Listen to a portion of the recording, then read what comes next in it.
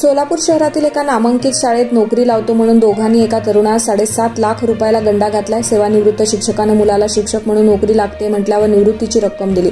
या दोघांनी त्या नोकरीला लावली, नोकरीही लावली आणि पैसेही परत दिले। त्याच्यावर आता विजापूर नाका पोलीस ठाण्यात गुन्हा दाखल झालाय। अक्कलकोट रोडवरील वजयश्री नगरातील दोघांनी फसवणूक केली आहे। विजयपूर रोडवरील सिंधू नगरातील निवृत्त शिक्षक संगप्पा जगप्पा नंदुरकर यांच्या मुलाचे D.Ed झालंय। त्याला पूर्व विभागातील चांगल्या शिक्षण संस्थेत शिक्षकाची नोकरी लावतो असं दोघांनी आमिष दाखवलं होतं। शाळेचे नाव ऐकून यांनी त्या दोघांवर विश्वास ठेवला। गुन्ह्यातील संशयित आरोपी शिवानंद काशीनाथ निंबाळकर यांना नोकरीसाठी 10 लाख रुपये ठरवले। तसेच त्यावर विश्वास ठेवून फिर्यादीच्या पत्नीने शकुंतला काशीनाथ निंबाळकर यांच्या नावे 2,51,000चा धनादेश दिला। धनादेश दिल्यानंतर देखील वटवून पैसे काढून घेतले।